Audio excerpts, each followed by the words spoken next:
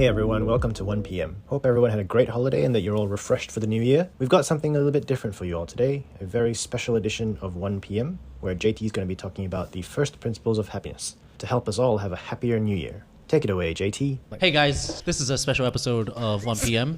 We are doing this for our non-medical listeners and for everyone's mental health. No, the medical listeners are not allowed.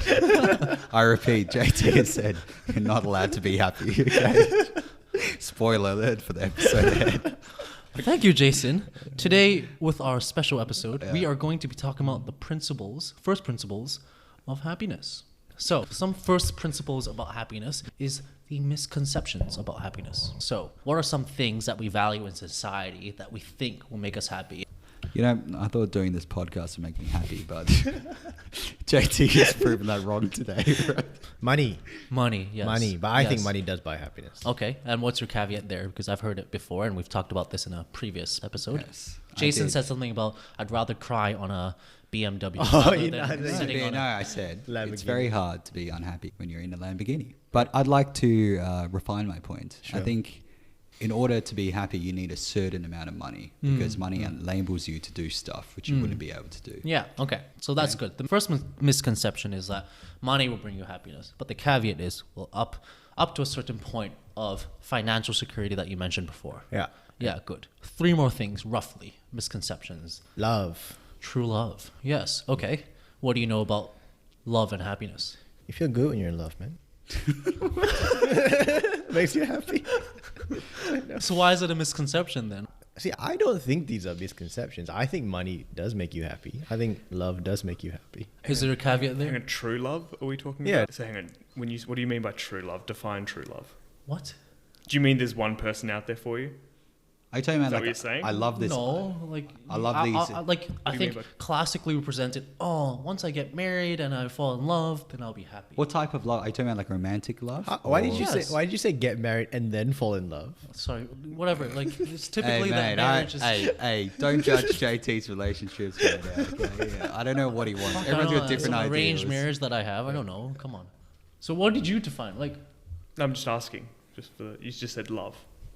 just whatever you define as love. It's Okay, typically sure. you Okay, see in I'm the in. I don't know OK magazine. Do you want to expand on that further? Or? I don't know.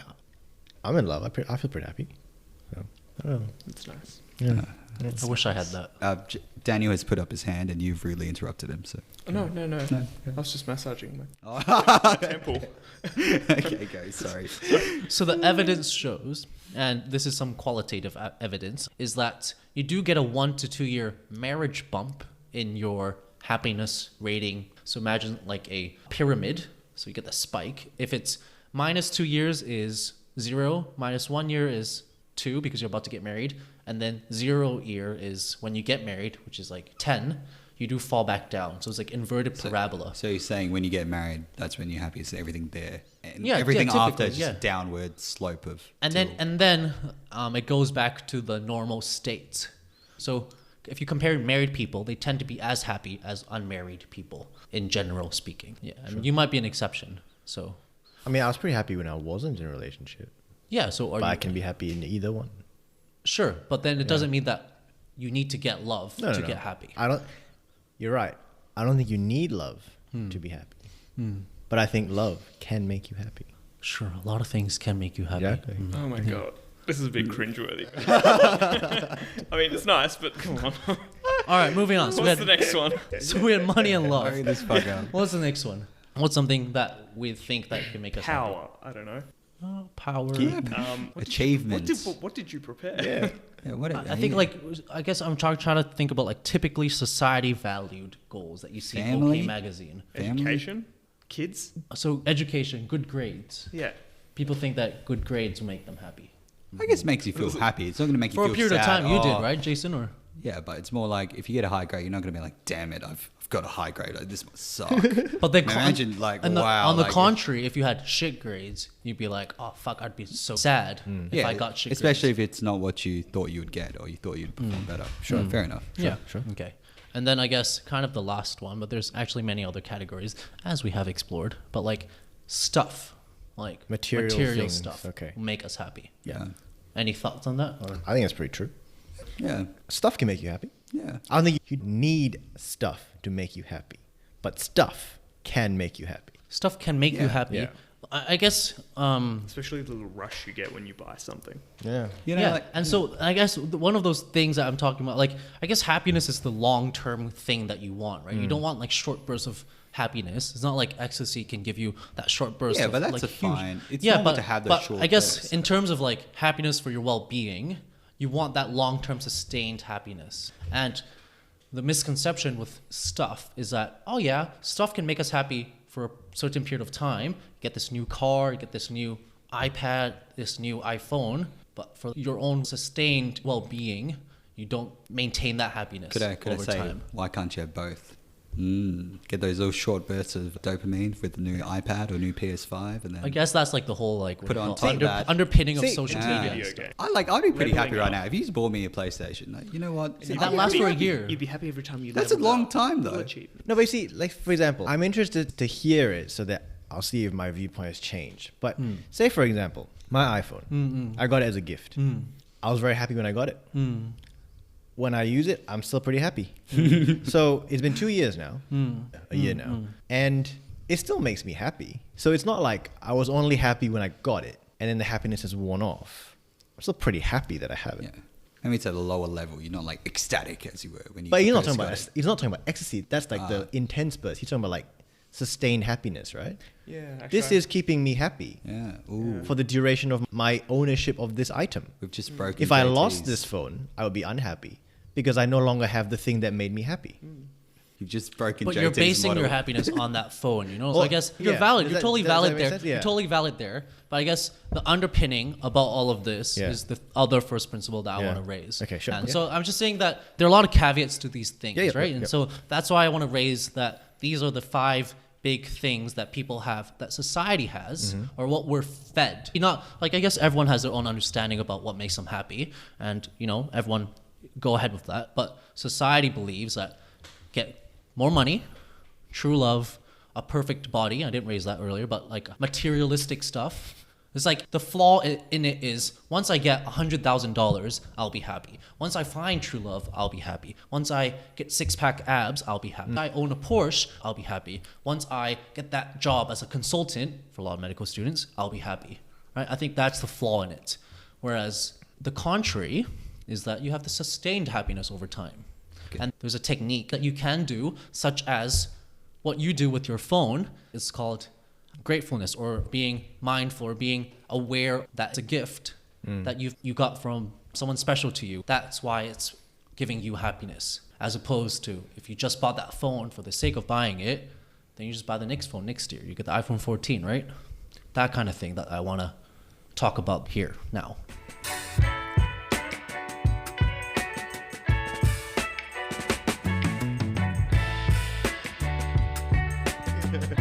All right. So then the mindset, there's 3 things, or like scientific basis of where these misconceptions come from. And the 3 of them are: miswanting is that we are mistaken about what and how much we will like something in the future, or how much we will hate something in the future.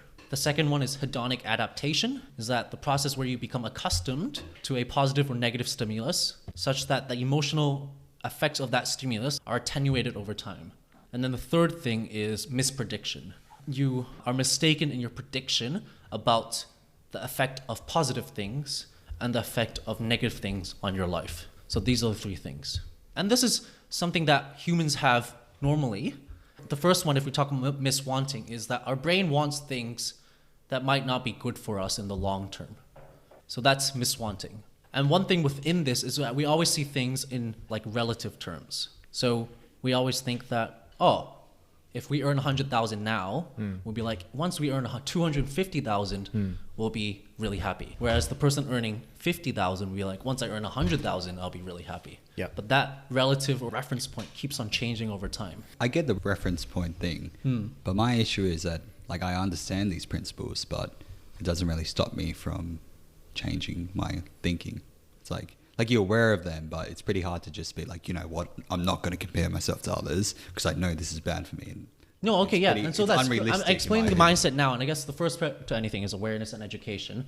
Then the next section that I'll talk about is just techniques to overcome these things. There's no referral to OT or Psychologist? sorry. Yeah. So another clear-cut example I find really cool is that the person who received the bronze medal in an Olympic event actually feels more happy than the person receiving the silver medal. Because the silver medal is like, oh, I wish I got first. Whereas the third is like, oh, I'm pretty damn lucky I was here. Yeah, because medal. Yeah. Fourth means nothing. Yeah. Yep. So that's a clear example of miswanting. And so sometimes our mind tells us things that are factually incorrect. Yeah, but Even though it's... does fourth get a medal? Like, do they? No. Yeah, exactly. Like, No, Fourth that- would be happy as the second person because he's Yeah. like, oh, I'm so close to Yeah, the yeah, third. yeah. And so that example is just showing the reference points, Yeah. right? And then the fifth Unless is, the fourth person had won it for the past 3 years in a row, then they'd be bloody depressed. or the third person ends up being a drug cheat, and then they end up getting the bronze. Okay, anyway. Anyway, but that's not that far. Yeah, so our mind doesn't think in terms of absolutes. So Sure. a lot of these things like money and income. You know who does think in terms of Sith. Only a Sith deals in absolutes. Anyway, continue. Anyhow, yeah, so that's the first thing about miswanting. It makes sense, but Makes sense. It makes sense as you You explained want it. that medal, like, so I don't get the. Okay, wait. I think I need to hear what you mean by what happiness really is first, as you define it.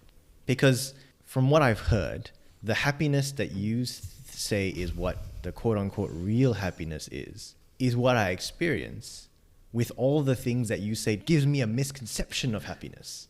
So now I need to know what the actual happiness is. Do you know what I mean? I can't define that for you. No, right? but Like- no, basically, because from what I've heard of what you've been saying, you know, all these other things give us a certain thing that we think is happiness, but not the sustained happiness, which is the actual happiness. But it does give me sustained happiness that I think is real It happiness. sounds like JT is just Do you saying know- your happiness is fake happiness. That's what I mean. Like, yeah. So what? And You're judging his happiness. I don't give a shit about your happiness. And I know you don't mean You it can in be as like happy as you want. I know you don't mean it like that way, but I'm just wondering because you mentioned, like, you know, there's the thing which is the sustained long-term happiness that is different than the other things which give you those three different types of misconceptions of happiness that you just mentioned, right? The way- things that cause our brain to think. Yeah. But then what is the happiness then? Like what? I is something that gives guess you my happiness? interpretation, Yeah. and I guess everyone has their own interpretation of happiness. My interpretation is more like an intrinsic thing, intrinsic form of happiness that can be sustained without these external inputs. And it's more like it's like a state of contentment, which seems to be like that you've reached in your stage of life. Damn, I've hit the goal, guy. I guess the question is, JT, what makes you happy? I think like intrinsically a lot of these things, doing these things actually help make me happy. Yeah. So whilst these things are not the essential drivers for happiness, these things can give you true happiness. These things that you mentioned, like money. I love. don't I don't think those things, they might work for me. Yeah. But I've found other means of intrinsic happiness that give me more meaning and value and Sure. satisfaction. You got that fake superficial happiness, man. JT got this real. Get on his level, man. Fuck's sake. The things that then give you intrinsic happiness, Yeah. are they not interchangeable with these other things? Because you still need something to give you happiness, whether it's money or it's something else that gives you happiness. Still something that's giving you Sense of happiness. achievement. How about The we sense move of on? achievement is like, How are we defining happiness? okay, I can't tell you how in these qualitative studies. I think it's like, you know, in our like end of rotation like, reflections things Yeah. like that we do. I think it's just like, what did you think about this placement? 1 out of 5. Okay. How about we let you finish your other points you Yeah. wanted to make? And That's we'll like, go yeah, back to yeah. it. Okay, anyhow. Another example, it's more a visual example, so for our listeners back home, we'll explain it to you. On the right-hand side over here, we have 2 arrows, right? One on the top, one on the bottom. And 2 lines in the middle, and then 2 arrows. I couldn't even describe it. It's hard to One is a, Which one do you think is longer? one is a greater that they're the same length. Yeah, I've seen this. Okay, hallucination. most people have seen this. But the bottom before. one looks longer to me, Yes. right? Into the middle line. Yes, Yeah. yes. Do you haven't seen this before? Some people have. No, I Most haven't. people Which have. arrows are we talking about? Which line is longer? Just the middle Top line. or the bottom line? Just Just the middle line. middle I'm line. gonna have a closer look and get a rule of. Fuck off. Fuck me. It's supposed to be a trick. This Yes. is what I'm gonna say because I've heard what they've said. Is this the equivalent of the glass half full, glass half empty kind of thing? No, I think this is more to represent that your brain plays tricks on you and that what you see might not be factually correct. Yeah. And there are things that your brain wants in the short term, such as scrolling social media, which is happy, but might not be good for you in the long run. Okay. Okay. Is that fair enough? To complete the argument, though, you have to say why is it bad to All right, constantly... here's another example. This is as a use of reference points. So 2 circles. Which orange circle is larger? The one on the right looks large, but I know it's the same size. Yeah, essentially the same thing, right? But then this is to reflect, I guess, in a medical scenario, like, are you going to be a big fish in a small pond or a small fish in a big pond? And it's about the reference points that you have. And this relates to the second thing about hedonic adaptation, is that over time, the phone or the car, if you don't value it the way Adian does, the value of that thing, the emotional experience that you get from that stimulus will decrease over time. And then that's the thing with the marriage, is that over time, you'll go back to that baseline level. Unless you keep doing things that help you to reinforce it. And then you can raise your baseline level of happiness, of whatever you define. So if that's the case, what's the point of buying a new phone or anything? Like, just live... I mean, there's functional uses of your phone that you might need to upgrade. Okay. If you were to just get it Yeah. because you want to be happy, Yeah. you're spending money on a phone or a device just for the sake of... More like, for example, when I buy a new phone, it's not like I'm buying a new phone because I want to feel happy. I buy it because, you know what, it'll be a bit quicker, it'll be more useful, I can be more productive. That's your other reasons. And as a result of those features, that makes me happy. But it's not like I'm buying it, I'm like, you know No, what? but some people do. They're like earlier you asked us, what's your big purchase you want to get, right? Like those RM Williams, I want to get that Porsche, right? But those things we think will make us happy, but from the surveys that people have done, for those people, by their definitions of happiness, they weren't happier over time. For a 2-year period, they might have been, but a 10-year period, the effect of that car was not sustained. Okay. Whereas you're saying there are other things you can do, or other things that give you as much happiness at the 10-year mark as they did at the 2nd-year mark. Yes. They like, yes. they permanently raise your baseline happiness. Sure. Okay. So that's the hedonic adaptation. But then my question is this. The phone I buy, just staying in the phone example, in 10 years' time, that phone might not make me as happy because it's slow. So that in 10 years, I'll be less happy with that phone than I am now. The thing that you've done that does keep you happy at the 10-year mark, is that something you've only done once to get to the 2-year mark? Or is it something you've done continuously up until 10 years? Because if I buy a new phone every year for 10 years, the new phone every year for 10 years makes me as happy as whatever it is you're doing regularly to keep you happy at 10 years. There's one example I'll show you later. There's one example that it's not directly like 10-year, 2-year, but there's an example there. But does that make sense? Like that? Yes, I understand what you're saying. And I'll go back to that. The last thing is the misprediction. Okay. So misprediction is our tendency to overestimate the emotional impact of any event and their effect on us over time. And Jason, you've mentioned this many times before, is that, oh, if I get a bad grade, I'll feel so shit. If I don't get into mid, I'll feel so shit. Yeah. Or, so there's an example here, that professors, when they predicted how happy they would feel after they had tenure, they predicted that they'll be really happy. So the number here is, they predicted that if they got tenure, it would be 5.9 out of 6. Yeah. The actual happiness was 5.24. So achieving... when they denied tenure, they predicted they would be feeling 3.43, quite sad, right? On a 6-point scale. But they actually just felt 4.71. So this has been replicated in different scenarios. People predicting how much distress they'd feel after a positive or negative HIV test result. Can I summarize it? You're basically saying that, let's say, achieving a goal doesn't bring you as much happiness as you think it would. Yes. And failing to achieve a goal doesn't make you as sad as you think. Very well put. Yeah, exactly. That's exactly... Simple. And that's what our brain thinks, but in reality, it's actually different. Yeah. So a lot of medical students think, Daniel, consultant, I'll feel really good. Yeah, but the issue is, like, for example, that consultant thing, that's something you really want, right? Like, so how can you turn that off? Do you just try to play it cool in your mind, be like, oh, I don't really need that consultancy position to be happy? I think you can answer that. We talked over this over dinner, I'm just going to go about my life. Yeah, I don't need that. Because that's not going to really bring me happiness. Like, what? Do you not have goals then? Like, yeah, you got some thoughts there. Share with the class. It's fine. No, share with the class, Dan. Yeah. I'm just curious. But they're still happier. The people who got tenure, even though they're not as happy as they thought, they're still happier than if they didn't get tenure. So they are... that experiment is showing their prediction and their actual. Yeah. It's not comparing it to not being happy. It's comparing it to be as happy as they were going to. Okay, but but they are happy. they're happier. Unequivocally, The net their net happiness is higher. Yes. If they get it. So Yes. achieving a goal still brings you that happiness, Happiness, but yes. probably not. Sure, But not as much as you much think. as you achieving think. your goal. Yeah. Okay. Yes, like Yeah. that's the kind of mindset. I think.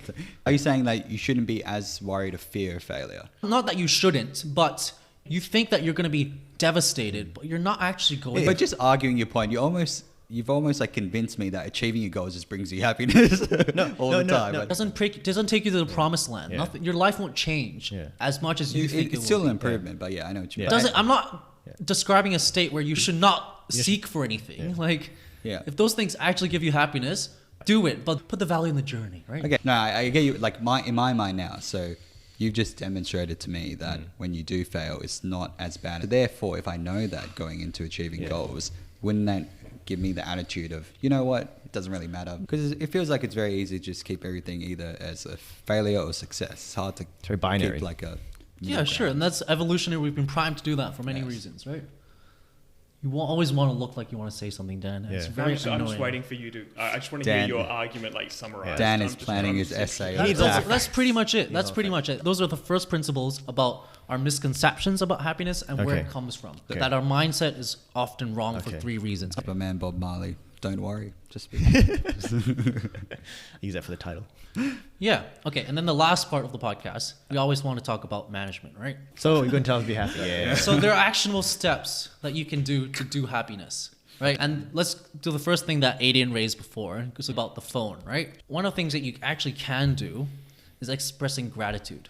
So let's say at one point in time I buy a phone and that happiness lasts for 2 weeks. And then for another reason, you have to buy another phone in 2 weeks and you get another burst of happiness. If at the same time you wrote a gratitude letter or a gratitude visit, and what that entails is you write why you're grateful for someone, for their impact they have had on your life, for whatever reason you want to be grateful for them. You write this letter, go to their house or like arrange a time and actually read out the letter to them. And what they've found is that these subjective feelings of happiness are sustained over a longer period of time. As a significant level, up to 1 month. So the happiness I feel from doing that activity Yes. lasts for 1 month, Yes. as opposed to Statistically yeah, significant. yeah, as opposed to the activity, another activity. And I don't have any data about like cars, Wait, but so that's essentially it's a high value happiness item. Like it's a high yield happiness. no, pretty much is. Yeah. No, pretty much is. And amongst many other things that you can do to sustain your happiness on a daily basis, something that we can all do now. It's a bit cringe, and it's cringe thinking about it, but that actually helps you. So, expressing 3 things that you're grateful for every day. Wait, but with the expression of like what you're grateful for, I feel like it's a lot of lip service. Like No. like, So you I've can't- tried to do gratitude. No. like, So, stuff. so it's not lip service if you actually mean what you're saying. Yeah, so but then it's here's an hard to example. just- Here's an example. I'm actually going to be grateful for 3 things today. Okay, just from what I do. I'm grateful for my friends over here that I've spent the last 2 days with, spending time bonding and getting to know each other. I actually think it's very valuable to know you guys as friends, and I actually, deep down from the bottom of my heart, very happy and thankful for you guys. So that's number 1. Okay. Number 2, I'm very grateful for living in Australia, in a first world country, where I actually don't have to worry about many of these things. So it's not just like, oh, I'm happy for food, water, and okay. And I then think for, that's and, my and problem, then for the third thing, so that's not going to get you. It's the way that you approach it. And if you're actually expressing your gratitude towards people that you love or to things that you do enjoy, you actually reap the benefits for a sustained period of time. But I can also be very grateful for technology such as this iPad and my phone because it helps me get in touch with people that Yeah. I connect and I want to be with. And this thing helps me learn about resources or like internet. So we don't have to do 3, but if all of you express something that you're grateful for, just one thing, that's actually something. No, I'm actually serious. You know what? No, I'm get- actually serious. The thing is, Yeah. that I get the point of gratitude, but I just hate doing it. Do it. Just do I one. can't do it. Right It now. doesn't Wait, have to be us. Let me It could just think, be right? I anything. just can't do it seriously without taking the piss out of Dan, it. you Like, gonna I do one? can't. Take the Dan. piss No, then. I'm not first. You go. I'm thinking. I can't do it seriously. I Okay. don't know why. Oh, the freedom to move around, play sport, Yeah. enjoy myself. I enjoyed playing basketball. Yeah. Haven't played it before. Sucked, but had a good time. Had a lot of fun. Yeah. And being active, right? And being active. So, as opposed to, well, that's something I'm usually grateful for. Like I'm grateful I don't have chronic pain. Yeah. Okay, so good. Yeah, thank you, Dan. Okay. You know what? I'm grateful that I could go out for dinner without worrying too much financially. Good. It's nice. There's a lot of things to be grateful for, I suppose. This is genuine. I'm not saying it just because I'm copying you, JT, but I am genuinely grateful that I met you guys and that we're close friends. I've gotten a lot of enjoyment out of our friendship. Wish So, I could say the same. But Yeah, well, it's not like you got other friends, do you? Wow. You're just bringing down other people's happiness with your fake happiness, right? Yeah. Okay. So that's the gratitude thing. Yeah. And in contrast, and did a study in 2010. So people who complain about their hassles, their life as a whole, their upcoming week, their subjective feelings of happiness were actually decreased.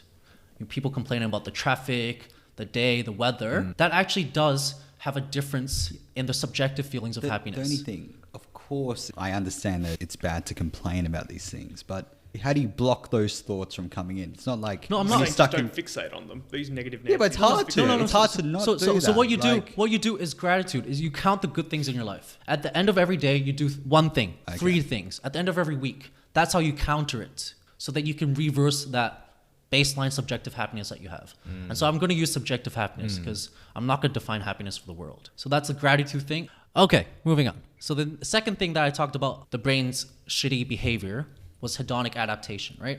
And that everything eventually goes back to baseline. Good things go to baseline, bad things go to baseline. One of the things that you can do is called negative visualization. So what you ask yourself is, what would happen if you didn't have this thing anymore? Then you become to value that thing a lot. Adian, what would happen if you didn't have your phone anymore? You lost. You couldn't get back home. Imagine life without GPS. No, it's just, and no, it's like, yeah, you just maybe a major inconvenience to my life. Yeah. So then that's how you thwart that hedonic adaptation, and then you value the things that are around you and don't take them for granted. I guess people, but also the things around you. What would happen if you weren't in med anymore? That kind of thing will help you value the things that you do have. So it's kind of related to the gratitude thing as well. Or With whatever. that point you made, where it's like imagining that you didn't have it. That's pretty much the principle you use for little kids with toys. So Oh, really? like, Really? or with dogs, like with puppies. So like, Do you love puppies? No. Hear me out. Like with Yeah. dogs, you buy them so many toys or whatever. Yeah. So after a period of while, you just take that toy for like a month because they get bored of the toy or whatever. You Really? buy this toy. After a month of playing with it, they get bored of it. So you take it away. And then 2 months later, you just bring it back. And they're like, woo, look at this toy. I love this toy. Really? Yeah. Oh, You do that I've with kids never all done the that time. before. You like hide their toy for like a month and then bring it back. And then they're like, oh, it's a brand new toy. Holy shit. Like, I forgot about this. Oh, nice. So the literature term is called negative visualization. Negative visualization. Yeah. I guess this is also good for us too. So they did this with Yale graduates, but I guess we can imagine it for us. Might increase our subjective well-being is to imagine that this day, or like tomorrow, this is our graduation trip. Tomorrow we would be graduating and we'd be working as interns next year. Oh, exactly. Imagine we were MD4s right now. Yeah. And we finish our OSCEs kind of way. That helps you concentrate on the current moment that, oh shit, we're MD3s and we're almost like 3/4 done with the course. And that we actually have a short amount of time as medical students to do this kind of stuff because when life comes in the way, we actually won't have this anymore. So the 2 ways to thwart the hedonic adaptation is to ask yourself, what would happen if I didn't have this thing anymore? And the second thing is, what if today was the last day in this course on Earth? Okay? Yeah, makes sense. All right. And then I guess the last tangible thing, I think, which is not as corny, I think, is instead of buying things, buy experiences, and you want to spend it on other people. I agree with that. So if I $10, so I think this is actually a fun game. I think we could do it, but it's called credit card roulette. And that, say to the restaurant we went just now. Yeah. 4 of us put our credit cards into the table and let the waitress choose the credit card. And then that person has to pay for the meal. So first of all, the person paying will be like, you know what? I did a good thing. I treated 3 of my friends to a meal. Yeah. And then 3 other guys are like, I don't have to pay for a fucking meal. Or you hack it by like, just say you need to go to the bathroom, go and tell her, choose this card. And then you win every time. So not just spending money on friends, but even donating money across different cultures. And they've replicated across like African cultures, Chinese cultures, Western cultures. Spending on others actually increases your happiness on other levels. Yeah. With that credit card roulette thing. Yeah. So I agree. First time, you feel good. What if your card gets chosen 6 times in a row? That guy. You ain't gonna be happy anymore. I tell you that. Your card might be like a black card. Maybe the waitress likes black. Yeah, right? but what's I mean? Three people being happy is better than one person being sad. Okay. Utilitarian wise, yes. Net positive. Okay. It's just unfortunate, like probability. I've like bankrupted myself making you guys happy. Oh, Yeah. No, yeah, okay. Yeah, so within reason. Yep. So that's generally the thesis, if you Yep. want, but that's the way to approach it. At least, No, I agree with a lot of what you said. The issue is like having that knowledge doesn't necessarily stop you from having those thought patterns. I agree. I think, yeah. It's not like a switch. You can't just turn off. Like when I'm stuck in traffic and it's delayed me an hour getting home and I'm tired and hungry, I'm not going to be like, great, I'm grateful I'm in Australia. I'm going to be like, you know what, I'm fucking hungry and tired. But don't do it when you're really pissed off. Do it later on when you calm down. Like, he's not saying you can't feel the negative emotions. He's just saying you should try and feel the positive ones because those will counteract the negative But ones. everyone wants to feel the positive one. It just, And neither is like a continuous state of euphoria good either, I don't think. Like, as we learn in psychiatry, it's always up and down, and right? Like, that's the normal state. just not possible. But you just want to raise that baseline so it's not at -5. So there's a lot of things that we can implement habits to change our life. like, I guess the So gratitude. like you can't just expect happiness to come to you, because like with any other thing, you have to work for it. If you want a healthy lifestyle, you can't just say, I want a healthy lifestyle, right? Like, but take steps, right? and so that's why it's not a defeatist thing. It's like, oh, so hard to become happy. Yeah, it's hard to become a lot of things in life, to be healthy even. No, I would pay that. Because we know the other things, and I don't want to talk about the other things, right? Good I exercise, think for me- food, sleep. But like We with the all know that. But even the gratitude journal, I do get the point of it. But I would personally find it hard to incorporate and do it properly. Look, like with I think intent and energy and if the stuff. sustained benefit of it is a month, if you write a gratitude letter, if you just did it once, I think that's why praying has been quite good for people's mentality in a way, because it sets them that, oh, you got to pray every day. It's like a thing that they have to do, and then Just so happens the benefit is that you do this gratitude. there is a physiological mental benefit to them. that you could get without praying, but praying enables a lot of people to do it. Yes. Yeah. Whereas more secular people, not like you can't do it, but Yeah. as you say, Jason, oh, everything's in the way, everything's so busy. But if you spent 30 seconds thinking about what you're grateful for, I guess when you're calm, it's possible. But Maybe I do it already. I just don't realize it. That's why I'm pretty happy. probably. Yeah. you are the solution to I everything. know. Maybe you should have given this. No, just be like me, man. Just be like me. This is my check the link in the bio. The iPhone I use. It's got the new camera, new processor. That's it. So that's first principles of happiness. Even if you take 1% away from this, I hope you get happier in general. Thank you, JT. Thanks, JT. Thank you. Thank you. See you later, 1 p.m. You gonna do Anki? Fuck.